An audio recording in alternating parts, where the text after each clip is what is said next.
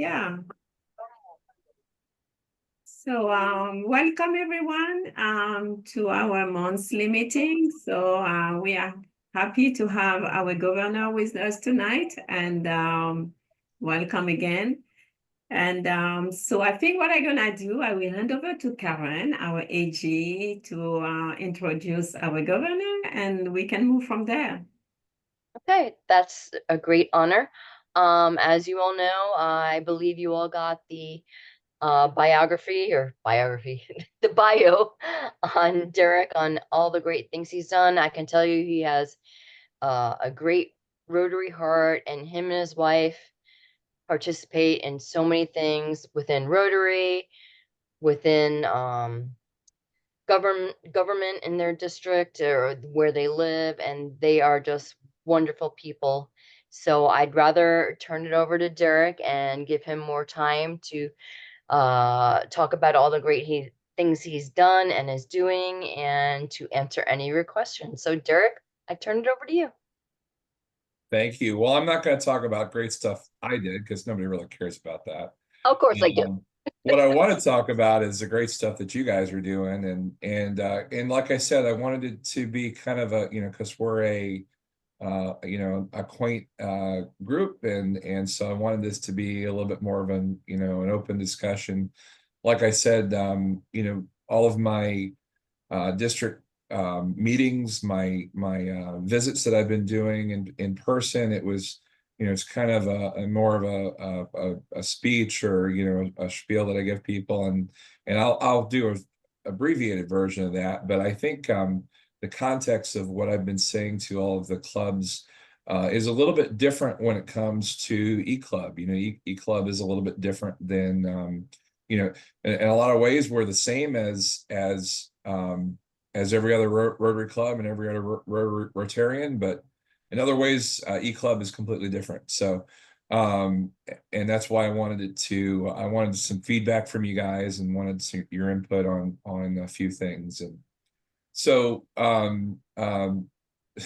first off, for those of you that have heard me speak before, I normally open with I told everybody I was going to do a dad joke. So I normally open with a dad joke. So, the joke I've been telling for all my visits, I started off with that I had fun when I was a kid. I like to roll down hills in big tires. Those were good years. And then usually I get a bunch of groans, and then I say, well, it wasn't always fun. Sometimes I would stick a fork in electrical outlet, so I got grounded until I could conduct myself properly. So yeah, I think having fun in Rotary is super important, and even if that means being real corny with corny dad jokes or whatever thing that you come up with, it's a big part of what is important in membership. But what I've been talking about all year is truly the value in membership. Many people know that Rotary works a lot like a business, and when I say that, I mean with regards to customers of a business. So many of you know, when you have a business and you're trying to attract and retain customers, it's a lot cheaper to retain a customer than it is to attract one, right? Well, the same holds true with Rotary, and our customers aren't the people that we serve in our service projects. It's the people that are here in the Hollywood Squares here tonight, the people that are members of our club. And there's a number of reasons why people come to Rotary and why people leave Rotary. And many of those reasons we can't control. It's things in life that happens that are beyond our control. So people, have work commitment changes, they have changes in their life, people have health issues. There's all sorts of things that are beyond their control why people may leave Rotary. But there's a subset of those people that leave for those reasons. But there's another subset of people that leave Rotary because of reasons that are within our control.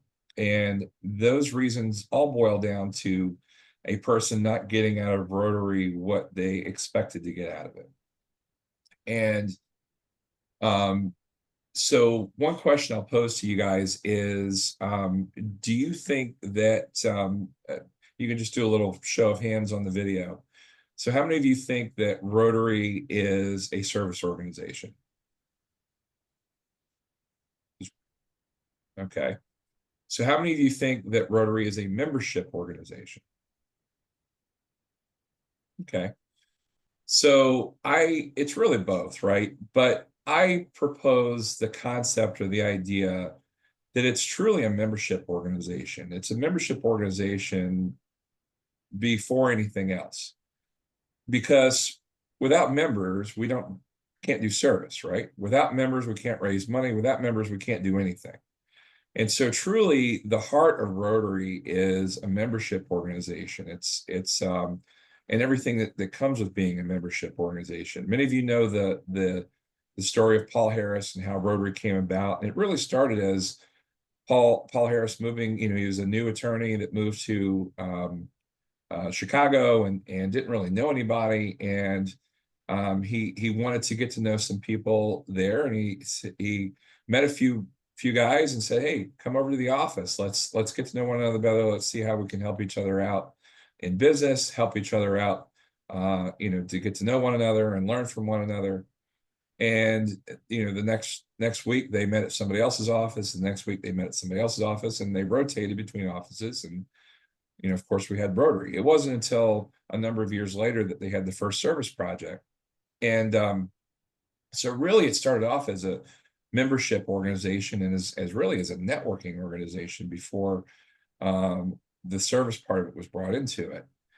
Now today, of course, with the tremendous good that Rotary does in the world, the service it's done in the world, that's what we're known for, is our service. And that's great. And that's the most important thing that the most important impact that we have as an organization is the service we do in the world. But ultimately, I think we've gotten to the point where that's all we focus on, all we think about, and we forget to think about and focus on the core of what brings us together, and that's the membership experience.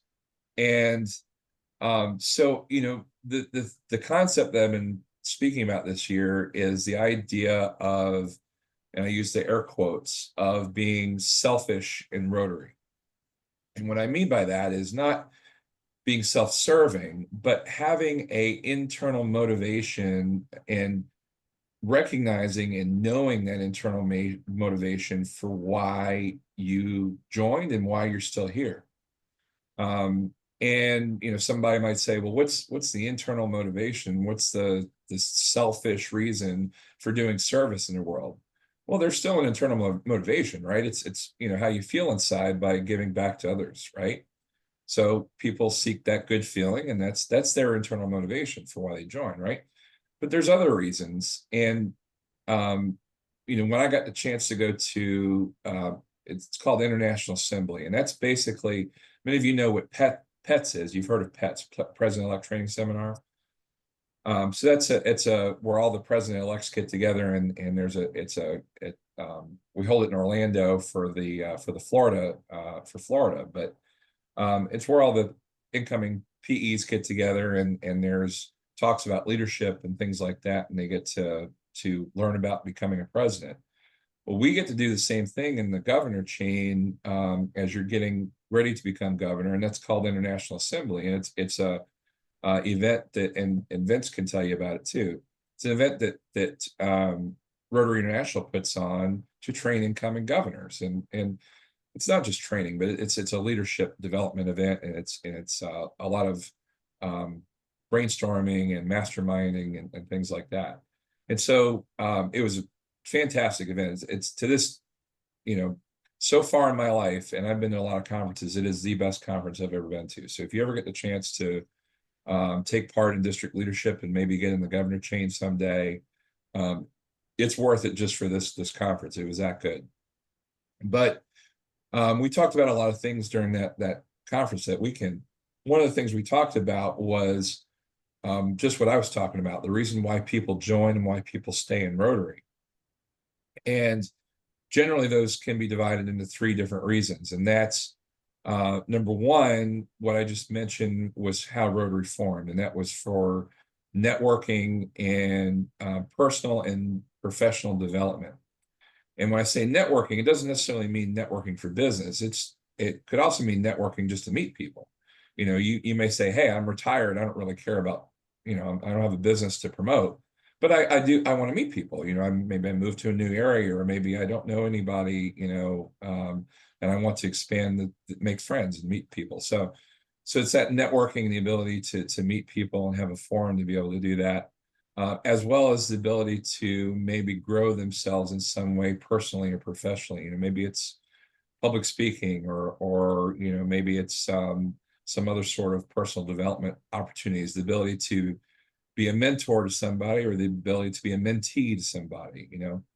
So that's number one. Number two is the fellowship portion of it. So that's the fun and the joking and the friendship, and after you meet some of these people, it turns out you might actually like a couple of them, so you actually develop some friendships, and so that's a big part of it. And then of course lastly is what we're best known for, and that's the ability to serve and give back, not just within your club and the stuff you do together in this group, but also being able to have an impact and do service all over the world, because not only are you guys family here, but you're also a part of a much bigger family as a Rotarian. So those three reasons, and a combination of those typically, are the reasons why people join and why people stay.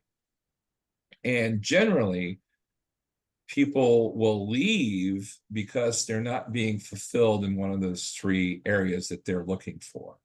And so you may have a club that is really great at fellowship and they have great service projects, but maybe people feel like they don't get a chance to meet people or network like they wanted to. Or maybe they have a fellowship, they've developed some fellowships, but then they feel like that's been ruined by some internal conflict within the club that wasn't resolved properly. Maybe they have an idea of how they want to serve, but they don't have the ability to do it in the way they want to. Maybe they had an idea of a particular service project that they're really passionate about, and the club says, hey, we don't do that. Instead of the club saying, we don't do that, but maybe we'll consider it, or we don't do that, but there's another club that has a project going on that's like that, or we don't do that, and there's probably another club out there. Let me find out what other club is doing that. Maybe you can partner up with them, So ultimately it boils down to keeping an ear to the ground for the people that are sitting right next to you, or in this case, virtually sitting next to you, as to what, why you joined and why you're continuing to stay here as Rotarians. And then making sure you as a club, and I'll remind everybody, this is not the job of the president. This is not the job of the board of directors. This is everybody's job, is to make sure that the club is hearing those members, hearing the people next to you, and then continuing to do the things that people are wanting to do, continuing to provide the experience that people are expecting out of a Rotary membership. And so that's kind of where, that's the first part of my spiel that I give to clubs, but that's where I want to kind of divert and open this up to everybody, because with e-clubs, I know it can be a little bit more difficult because it's a little more nebulous, what brings you guys together as a group. With traditional clubs, we know the geography is one. Obviously, it's people that are all in the kind of the same area. And hey, we identify with the Rotary Club of XYZ town. And that's our Rotary Club, and we're part of this community, and that's what brings us together. And then they do stuff from there. But with you guys, I mean, you're spread out all over the place, and I know that there's a feeling in a lot of e-clubs of feeling like maybe you don't belong, that you're not as connected to the rest of the district and the rest of the other clubs that are out there, that, you know, it sometimes might feel like that you have your little squares and you feel like that you're not part of the rest of the group. And so that's why I wanted to get your input and get your feelings as to, you know, number one, do you feel that way, or is there any aspects of your experience within the E-Club that feels that way? Is there things that you guys feel like that you're doing great? Is there things that you feel like that you can improve upon? Is there things that we could be doing better, you know, because you're part of our district, that we can be doing better to try to include you and make you feel included in the experiences of Rotary? Yeah, And Derek, I'd like to respond to that. And I'm going to do that by putting our newest member, Roseanne, on the spot and ask her why. She was looking at a number of clubs, as I understand it, and she joined 2 of our meetings before ever considering. And I'd just like to ask Roseanne for a couple of reasons. Why did you decide to join us? Wow. Okay. Can you hear me? Yeah. Yep. Okay. Well, thank you. Thanks for asking. I really appreciate that. And I was just really thinking while you were speaking, Derek. I've been a Rotarian for 25 years. So I joined Rotary because of service. I stayed in Rotary because of service.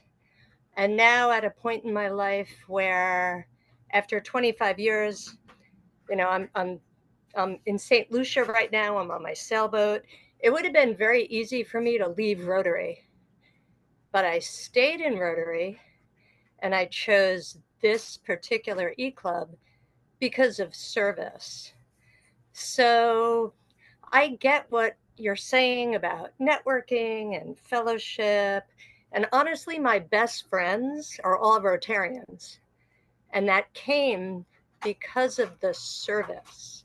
Mhm. What my experience, and I can only speak for how I feel, is that we bonded over a common wish to make a positive impact. And I did look at several E-Clubs, not just in the country, but around the world. And I chose this E-Club because it felt very human to me, the meetings that I looked at on YouTube. So I didn't see it as like little squares. I actually felt the human connection. And I was impressed by the service projects. And so for me, and I can only speak for me, it's always been a belief that Rotary can change the world. And I don't say that lightly. And peace is possible through service. And my experience, and I've been to a lot of Rotary meetings and a lot of conferences, and I've seen a lot, is that people who are not in it for that, it doesn't feel genuine to me. It's, you know, I can only speak from my heart. And I've seen it in my Rotary Club and in other Rotary clubs. If it's all about networking and it's all about who am I going to be friends with, it doesn't seem to last. So, you know, you asked me, that's my opinion. You bond over that service, you find your tribe. Is it your tribe? Do you truly walk the walk? Do you believe peace is possible through service? And for me, that's why I stay in Rotary, and that's why I joined the C-Club, with that hope. And so I think the response to that is there's no wrong answers, right? Yeah. So, you know, there's and that's going back to Can I that hop third. in because I'm from Germany. I go back and forth. I go to Rotary clubs there. I go to Rotary clubs here. The ones I like the best is what Roseanne was saying. The people that are in it for that service, for each other, There is a new club in Wiesbaden, my hometown, that is 25 couples. That's unusual for Rotary to have a club where couples joined. I got there Christmas and they brought their children, all of the children, and the president was St. Nicholas, and they had a babysitter set up. That's a club that really, that's very unusual for Europe. And it's so nice to see on both ends. Okay. I do the S4TL here. I do youth exchange. You can get as involved where you are as you want. And I'm still doing that after 20 years. So I've been in Rotary here since 2003. Yeah. That's fantastic. Yeah, and yeah, what I was starting to say was, that's what's great is there's no wrong answers, right? When we go, I don't know if I think I got on a sidetrack tangent, but when I was talking about International Assembly, we were talking about a survey, and it's a survey that Rotary International has done year over year, and it's talking about these reasons. And it ultimately boils down to those three things, and the survey results prove it. Now, yeah, you're right. Maybe to some people, if you're there just for fellowship and networking, that maybe that's a hollow Rotary experience because you're not getting into the service. But there's a lot of members that join.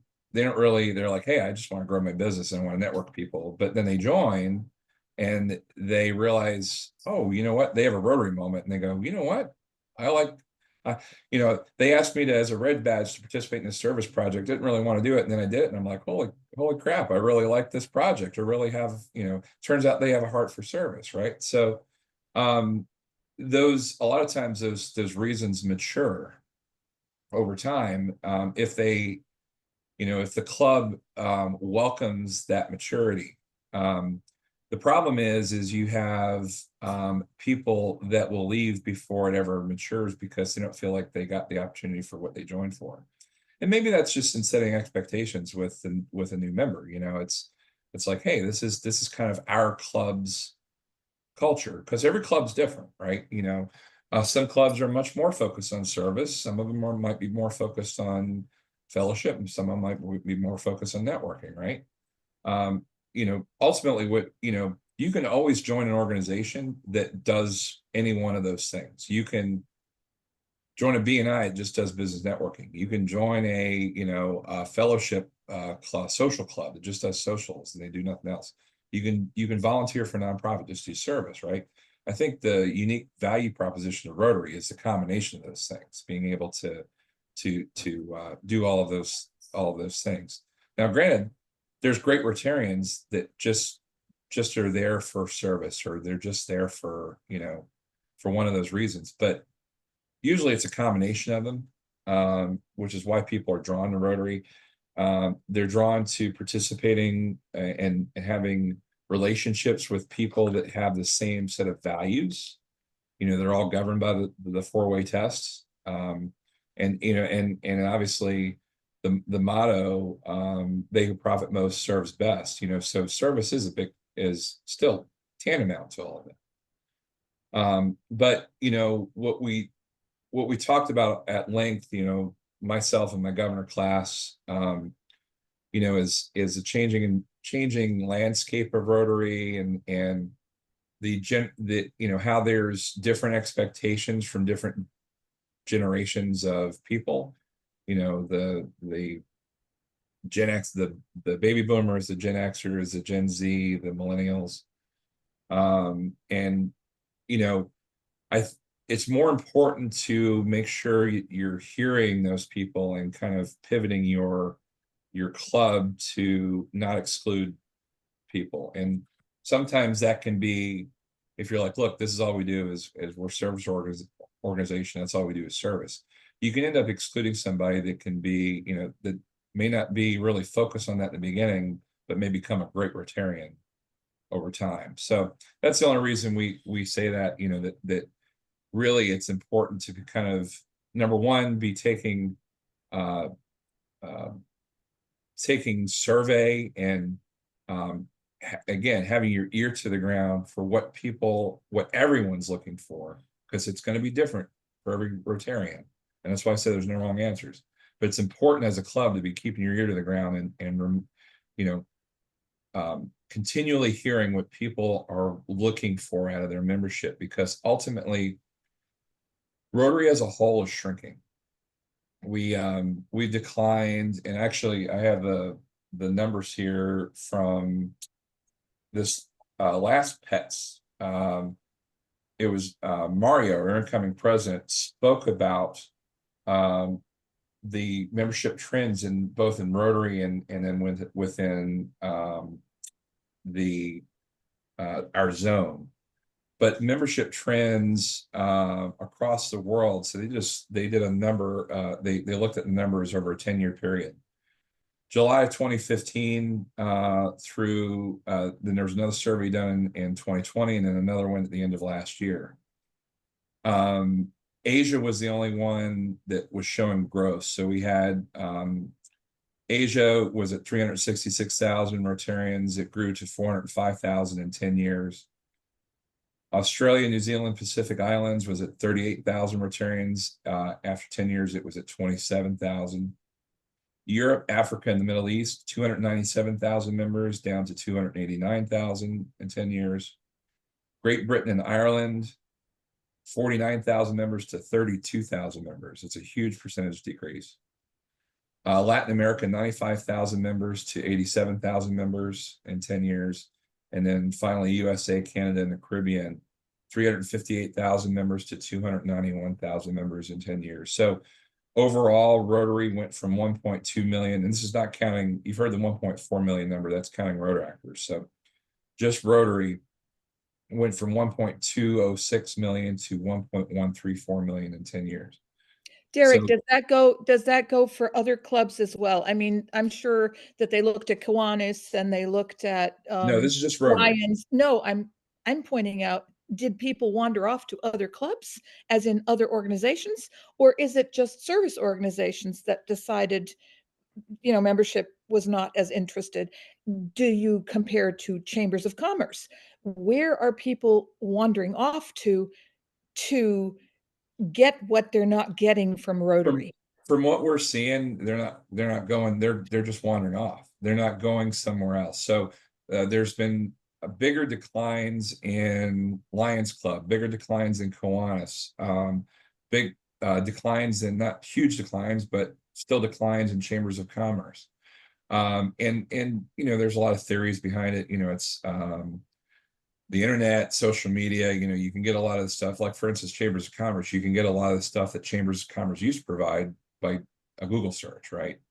So part of that's the change in technology and that. So we have to be aware of that. And that's where e-clubs are great, right? Because it's given people that might not otherwise have a chance to become a Rotarian, if you're on a boat, for example, right? It's hard for you to attend a club meeting in person. So that's great that we've evolved in that respect, that and we're looking at other innovative club types. We've talked about that a lot as well, innovative club types to try to engage people that otherwise wouldn't be engaged because of, their commitments or whatever reason. But haven't all gone to a hybrid, haven't all gone to some form through COVID of online presence?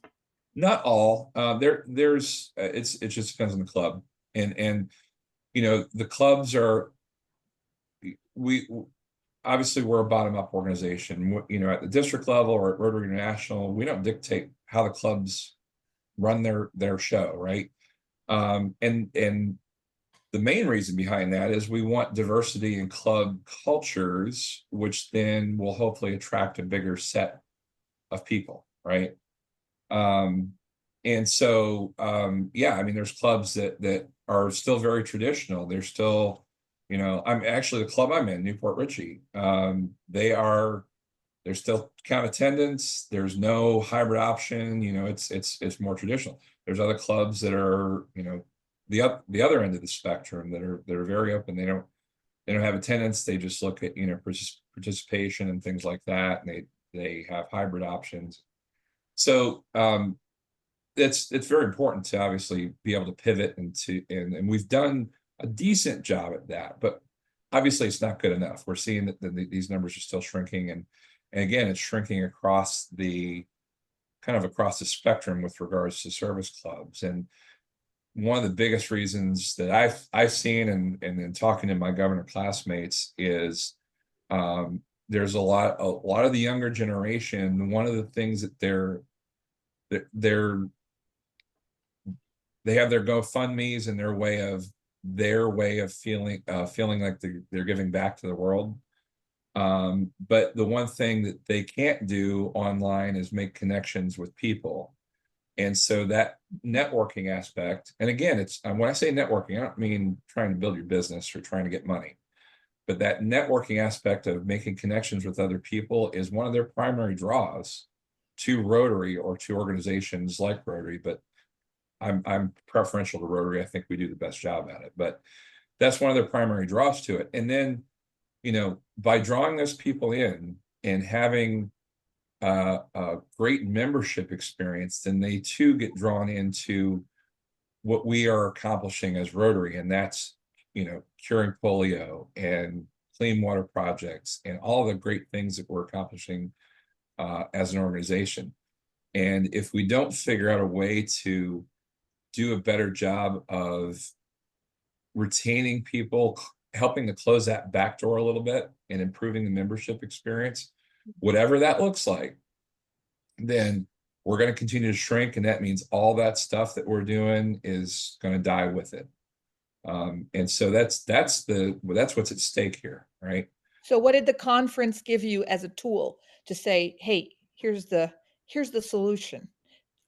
Well, if they knew this, I think if they knew the solution, then, we'd be implementing it, so it was more of a brainstorming session to try to figure out what that solution is. And that was one of the biggest takes that I took away from it, and that a lot of the governors took, is, in my opinion, it's the root of everything is that membership experience, and not trying to guess at what that membership experience is. Now, I can say that, from survey results, it generally fits into those three categories, but there's the reasons why people join and stay are as unique as the people themselves, right? And so I think what's more important, that's a good starting point, is looking at those three areas. But what's more important than that is to ask these people, ask your members, and say, look, hey, are you happy? People talk about, oh, well, hey, when somebody leaves, we'll do an exit interview. It's too late when somebody's leaving, right? No. If you're doing an exit interview, it's too little too late. And 99 times out of 100, you're not going to get an honest response as to why they're leaving. They'll make up an excuse to be polite as to why they're leaving. Oh, hey, kids are crazy right now, soccer schedule, whatever, right? They're not going to tell you that, hey, I really wanted to get, more networking opportunities. Hey, I was building up some friendships, and then there was this crazy conflict that was going on in my board meeting, and it just sucked having to deal with that. I don't need that drama, So they won't tell you that at the exit interview, but if you're aware that, okay, if we have conflict, we should figure out ways to resolve that conflict, so we don't turn these people off. If we have, people that are looking for the ability to network or grow themselves professionally, hey, we may not be doing a leadership development event in our club, but we know one that's going on in the district, or we know one that's going on in the zone. Hey, check this out. We have these. We're a big enough organization. We still have 1.2 million people, right? We're 1.1 million people. We're a big enough organization that we got all these things covered. It's just that sometimes we don't know as a club what people are looking for. And so I think that's the biggest takeaway, is to figure out, try to keep a closer ear to the ground to what people are looking for, both when they join and then on a continual basis as time goes by. And if we do that, then we have at least the opportunity, you're still never going to make everybody happy, right? They might be looking for something they'll never get out of Rotary, but we have a better opportunity of trying to build a club experience and a Rotary experience that is what they're looking for, and then hopefully retain more people. And if you retain more people and you improve the experience, then you don't have to worry about recruiting people, because it's going to speak for itself. You're going to go out, you won't have to have a membership drive. You'll be able to go, you'll go out and you'll be talking about how awesome your meeting was, and it's going to be infectious, right? So I think that's the biggest takeaway, you know, and I think that's what I got out of, and a number of my other governors felt the same way. Derek, I do have a question. So with the growing I would say with the growing importance of digital platform, in your point of view, how can the e-club play a bigger role in the Rotary mission? Well, I hate to do this, but I'll probably turn that back on you guys, you know. And that's one thing, because I'm not super familiar, you know, I'm used to the traditional, my experience is the traditional club experience. So you guys work differently, and you know, I haven't been to enough of your meetings to know how you work, but I think I'll have to turn that back on you. That's for you guys to figure out how to do that. You know, the great thing about you guys is you have diversity of geography, right? You have you know, Suzanne's in Germany, you know, so she was in Germany. Sometimes I'm in Germany. I'm there for a month, and then the meetings are at 7 o'clock at night in America, and I'd have to sit there at 1 o'clock in the morning Yeah. if I wanted to attend, which I don't. Then I go and join some German meetings, but that's a big, you know, Roseanne can get off her boat and go to a Rotary meeting wherever. Those are the benefits of being in our club and still being able to be in Rotary, which I think is what she's looking for, what I'm looking for. Also sharing that information. In other words, when I go to Germany, I say, oh, we do this in America. They all think they know, but can still bring something to the table. I think that's wonderful. It does present a little bit of a challenge to do time, you know, to look at the right time to meet. I have a worldwide group of my high school graduates. One's in New Delhi, one's in Ankara, one's in Mexico City. So, you know, noon on Saturdays works. I don't know if this is a thought on our club when we're all traveling, but most of the people now are in our area. So we're not quite as diverse as we used to be. But it's, you know, it's a question of digital being able to connect and all those things. But I think sharing language and sharing experience and being able to bring something to the club. And also, I know from other clubs what they do now, because I bring that back. And for instance, a German club has a partner club in Jerusalem, has a partner club in New York City, has a, you know, and they are Zooming, they're inviting each other. So those are things one can do. One can network with other Rotary clubs as well. Yep. Yeah, and I think my question was also more related, you know, we have pets, for example, we have district training where, you know, being an e-club, so we do have members willing to participate. So the question is long-term, is there any kind of possibility to participate, you know, online as well, you know, being an e-club? I think that would really help a lot and bring, I think, more participation. So Karen could tell you, we right before this meeting was our AG meeting for the district, and we actually talked a little bit about that. The meeting I had even before that, I've been on Zoom since 4 o'clock this afternoon, so all Rotary. So the meeting I had before that was, many of you know Carl Treelevin. He has an idea for an innovative new club, and it's an e-club, but it's a e-club that is specific to an industry, and it's an e-club made up of all IT professionals. So it's actually being formed. We're looking to form it out of a fellowship. The fellowship, the reason it's being formed is there's this fellowship of IT professionals. Some of them are Rotarian, some of them aren't, but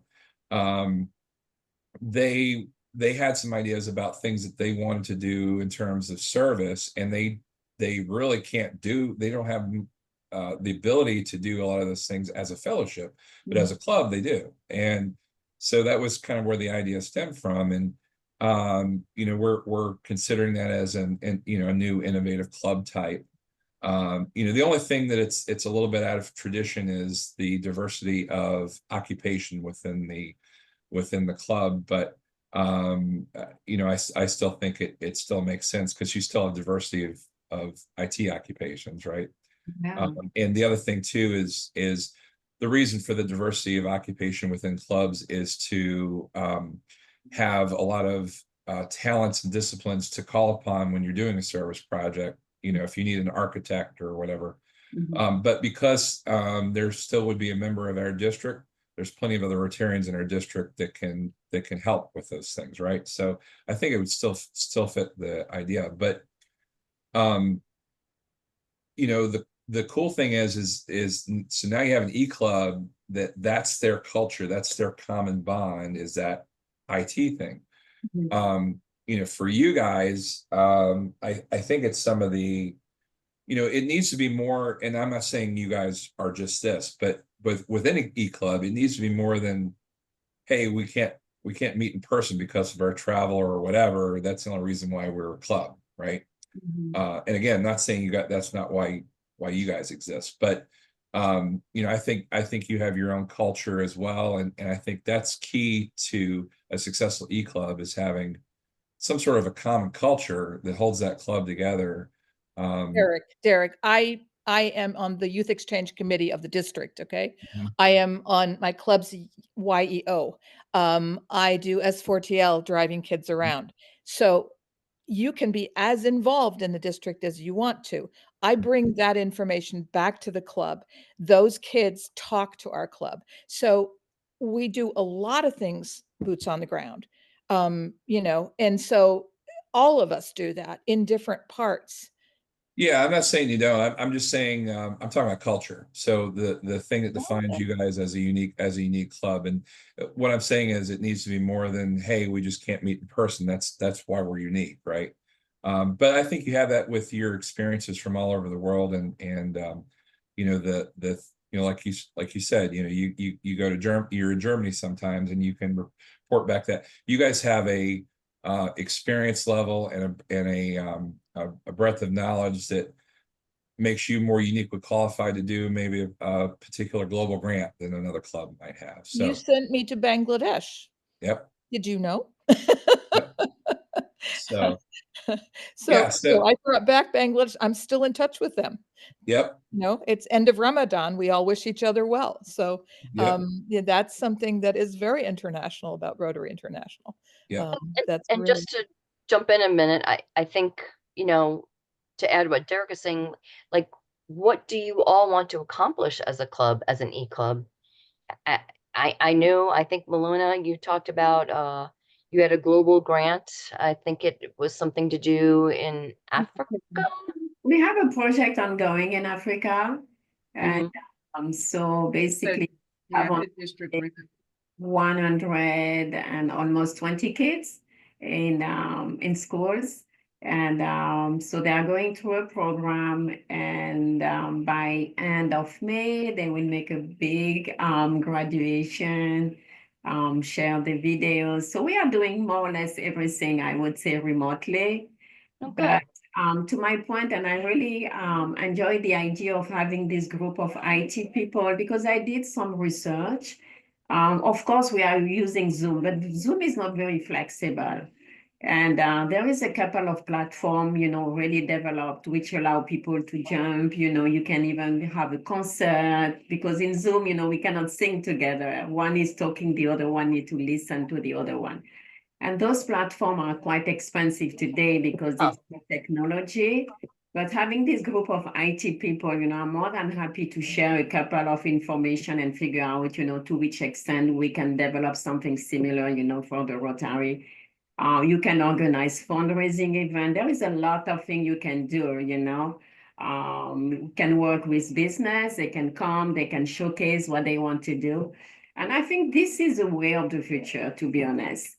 I agree. Yeah, Yeah. people are very busy these days, and some people will leave Rotary because they don't have, you know, they cannot meet every week, right? Going to the restaurant every week. Sure. You know what I mean? And having a kind of ability to combine both of them will allow us to bring more people, especially the young generation. They're on the phone. They want to do everything on the phone. Yes.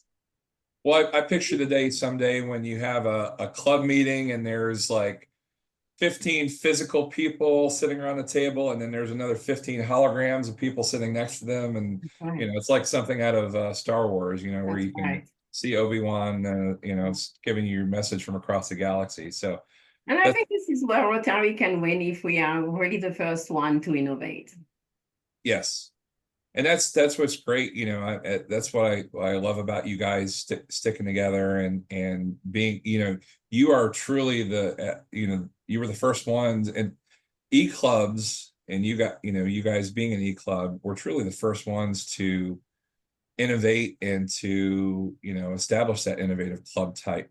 And Rotary International is running with that and encouraging districts to encourage innovative club types. And you know, this IT focus e-club is one of them. But the sky's truly the limit. I mean, you know, you know, there could be a social media e-club, you know, who knows what the future is going to hold. So Yeah. but Derek, if there's anything, I'll get to you in just a sec, Will. If there's anything that the main focus of my talk, or of the message I was trying to get across, if there's anything you take away or remember from this, is just remember to focus on the people sitting next to you. That is more important than fundraising, and is more important than the service you do. That is, it's like the old adage of putting on your mask before you put on your kid's mask in the airplane, or you know, couples therapy. You got to focus on the marriage before you focus on the kid, right? Because having a healthy marriage, or having your mask on first, is what allows you to do the work that you do and helping others. And the most important thing is the membership experience, because if you are losing people and have people going through that revolving door, then all the other stuff doesn't matter. You know, you're not going to accomplish any of those other goals. And so if there's any one takeaway, is remember to look back on that. Yeah. Go ahead, Will. Yeah, Derek, one thing I'd just like to point out, when COVID hit and so many brick and mortar clubs were not able to meet face to face and didn't have a disaster plan that included that disaster, we stepped up, and Alicia in particular helped guide a lot of other clubs to use Zoom and a few other platforms. But Yeah, y'all had been doing it already, so yeah, I mean that's how we normally meet, and so it was perfectly natural for us. And we also invited them, you know, sit in on one of our clubs, and it gives you some idea of how the meeting can progress. So. And you may not know, but we are one of the 10 original worldwide e-clubs. We are among that first group. I knew you were pretty early adopters, that you were early on. So I didn't know what number you were, but yeah, we're among the first 10. 2005. that's awesome. That's awesome. That's in the infancy of you know, like the internet was still pretty young in 2005. Yeah. Right. The one thing Derek, I would like to see more opportunities. I mean, right now, for like district training online, right now, our president-elect is on a ship laying cable in the Atlantic for a wind farm. He can't be with us tonight. He you know, it was definitely a challenge. I'm sure you've talked to him about pets. Becky probably would have talked to him. Yeah. So it was, you know, that is a challenge for us. I mean, that's why we have a lot of members. We have one on a sailboat right now. You know, Suzanne goes to Germany often, and it's And that's why I asked, because I feel like there's stuff like that maybe make you guys feel a little less included, or have less options. So that's why I wanted to see what we could do. And we already talked about more online, especially if we have yet another e-club, and maybe we have even more in the future. We're going to need to look at options like that. You know, this district is fortunate. There's less, I guess there's less than right now 500 e-clubs in the world. So not every district is fortunate to have you know, a club like ours, and of course e-clubs are all different too. I mean, you go to E-Club 1 up in Canada, which was, you know, the first one, and they run things differently. Will and I are good friends with a couple that are in an E-Club in Central Ohio. They do things different. So yeah, you're right, we do have our own culture, but just to get the district to recognize that this is, I mean, we try to have a get together, a social once a year. We've done it a couple years ago. We'd like to try to do it again. Yeah, thank you, Suzanne and Malona. A lot of you are in Florida, I see, but Yeah, most of us are in Florida. We have what, 25 members now. We were a little bit more diverse, but our members represent, if I calculated right, I would say at 80. least 15 different districts Yeah. with shoes on the ground, so to speak. So we have, our members can have an influence in that many districts. well, and that's your unique value proposition, right? That's what makes you guys awesome, is that, you know, so that's one thing that's lacking a lot of times within districts is, you know, the outside. Now, you know, we tend to have, like at the district governor level, we have pretty good relationships with other governors, but you know, that's if it gets funneled through, you know, the chain up to the governor, right? To have if you need help from another district and then being able to contact that district. So, you know, you guys have all of that within your club. So that's a unique value proposition to E-Club that you guys have. That's a great thing. It is. It is. So, but yeah, I wanted to make sure, you know, that you guys were heard, and that, you know, and I know there's other things that we, you know, for instance, the training option, you know, because it is difficult for you guys to physically be at some of these events, you know, which are very geographically based. And so, you know, we were aware of that, and, you know, we're talking about trying to do things to help you guys be more included in some of those things, you know, a little easier. But I also wanted to get, you know, I wanted to hear it from you too. I wanted to get your feedback on what else that, you know, at district level that we could be doing to make sure you guys are included and you know, getting what you need out of Rotary. Okay. That's great. Well, I think having a district grant is a really nice thing, Malona. So, you know, that's already a good connect That's to right. taking that all the way to Africa. You know, you could boast about that. I think Fantastic. that's quite a reach. Yeah, When I went to Bangladesh, we had a district grant going to Bangladesh, a cancer clinic. So, you know, if you go there and if you can, that's what we do. right. And I think, yeah, for the graduation, we're gonna find a way, you know, to invite, you know, the other club willing to come and, you know, join the Zoom and, you know, see what we are doing in Africa. Yeah, I mean, just putting that on the Facebook page and inviting everybody. I mean, people are always invited to our meetings, so that should be more on the district level. You know, people should know.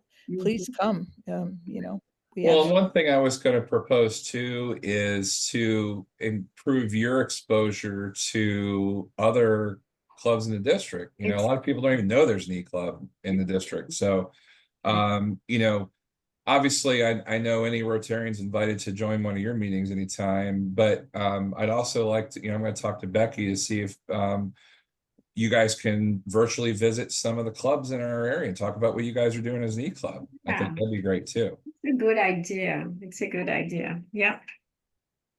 So, you know, but ultimately that was my biggest concern is making sure that it's a little bit, you know, it's a little bit tough. You guys are a little unique, and it's a little bit tougher just because it's an e-meeting. So I want to make sure you are just as much as part of Rotary and as part of this district as any other club.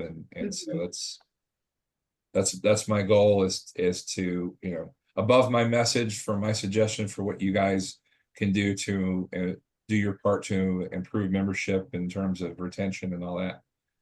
But I also wanted to make sure that you guys were you felt loved and you felt like you're part of the family, because ultimately it's not just the family. We have our family within our club, but we also got our extended family, and you're all part of the extended family of Rotary. And I want you to make sure you feel like that. Thank you. We appreciate that. We really feel like that. All right, so I think we're on top of the hour. So we really want to thank you, Governor, and our AG Karen, for spending time with us tonight. Of course. And thanks for sharing those great advice. And we will for sure, find a way to apply them. And I think so far I would say congratulations to our PDG will, because when we look at our membership, we were able to increase within the last couple of months. So it's quite impressive. Yeah. That's We great. can do better. I would agree with you.